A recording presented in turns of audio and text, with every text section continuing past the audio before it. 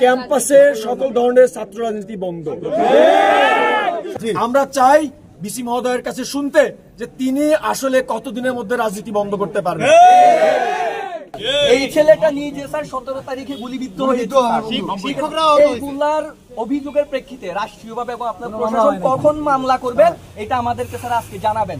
রাজনীতির ঠাঁই নাই, রাজনীতির ঠাঁই নাই, শব্দ বিরান ভাই ভাই দিতে হবে, দিতে হবে।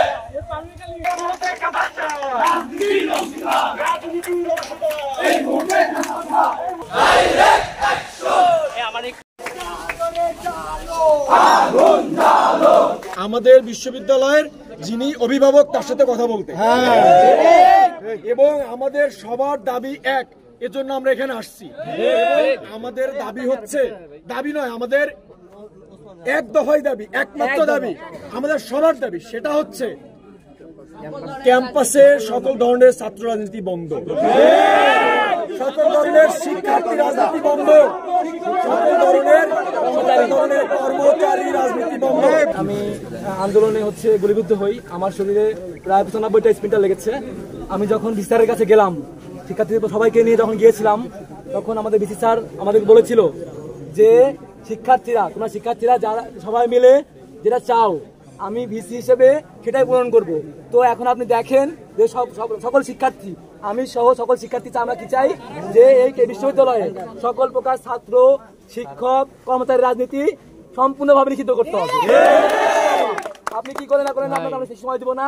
আমরা আপনাকে কথা বলবো, আপনি আসলে কথা বলে আপনাকে আমরা হয়তো মানে একদিন সময় দিব আপনাকে, যে আমরা আপনার রবিবারের মধ্যে, যেহেতু কালকে বন্ধ আছে, শনিবার বন্ধ, রবিবার সিন্ডিকেটের মিটিং ডেকে আপনি কি করবেন, এই যে আমাদের এক দফা, কি দফা, ছাত্র রাজনীতি, শিক্ষক রাজনীতি এবং কর্মচারী রাজনীতি, সকল প্রকার দলীয় রাজনীতি সহ কোনো প্রকার রাজনীতি থাকবে না, এবং ক্যাম্পাসে চাকরি দিতে হবে,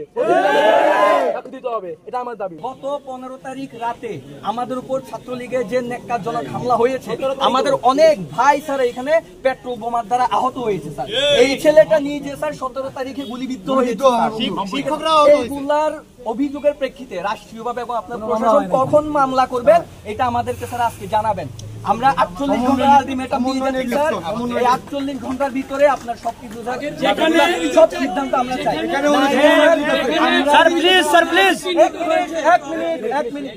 আমরা 48 ঘন্টার আলটিমেটাম দিয়ে যাচ্ছি, রোববার পর্যন্ত আপনার টাইম পাবেন। যদি রোববারের ভিতরে এগুলোর ব্যাপারে কোনো আমাদের পক্ষে পজিটিভ কোনো ডিসিশন না আসে, সোমবার থেকে আমরা স্যার কোনো ধরনের আমার একটা কথা আছে, এই বিষয়ে কোনো সমন্বয়কারী আমাদের সমন্বয় এখানে থাকবে না, সাধারণ ছাত্র থাকতে হবে, সাধারণ ছাত্র, কোনো সংগঠন নেই, কোনো সংগঠন নেই, থাকবে না। আমাদের বিশ্ববিদ্যালয়ের ব্যর্থতা আমরা চাই না, এবং তার ফলে একজন মারা গেছে অলরেডি। এটা হচ্ছে সেই ব্যর্থতার ফল, সেটার জবাব আমাদের ভাইস চ্যান্সেলর স্যার আমাদের প্রশাসনকে দিবেন। আমরা আজকে আসছি বলতে যে আগামী কতদিনের মধ্যে তিনি ছাত্র রাজনীতি, শিক্ষক রাজনীতি এবং কর্মচারী রাজনীতি বন্ধ করতে পারবেন। আমরা যদি আলটিমেটাম দেই তাহলে সেটা প্রশাসনের উপর চাপ, আমরা চাই না কোনো ধরনের চাপ সৃষ্টি করতে। আমরা চাই ভিসি মহোদয়ের কাছে শুনতে যে তিনি আসলে কতদিনের মধ্যে রাজনীতি বন্ধ করতে পারবেন। আমরা আগামী অফিস ডেতে প্রথম কাজ হবে, আপনারা যে দাবিটি করেছেন সেই দাবির প্রেক্ষিতে এটা একটা স্বায়ত্তশাসিত প্রতিষ্ঠান। আমরা শিক্ষার্থীদের রাজনৈতিক যে অধিকার, সেই রাজনৈতিক অধিকার এনশিওর করার সর্বোচ্চ চেষ্টা করব, এবং আপনাদের দাবি হচ্ছে দলীয় রাজনীতি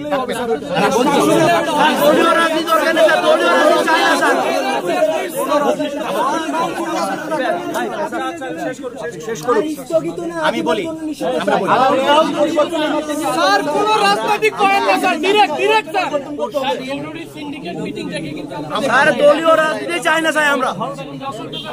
আমরা যে কাজটি করব আগামী মানে যেহেতু কালকে বন্ধ, পরশুদিন আমাদের প্রথম সভা হবে, আমার নির্ধারিত সভা সবগুলো বাদ দিয়ে প্রশাসনিক বডির সাথে সভা হবে, এই বিষয়টা নিয়ে আমরা আলোচনা করব। এবং আপনাদের দাবির যে জায়গাটা আছে, আমরা দেখেছি ঢাকা বিশ্ববিদ্যালয়ের সিন্ডিকেট একটা সিদ্ধান্ত নিয়েছে, আমরা স্বায়ত্তশাসিত প্রতিষ্ঠান 4টা আছে, আমরা এই জাতির দিক নির্দেশনা দেওয়ার ক্ষেত্রে আমাদেরও একটা ভূমিকা আছে।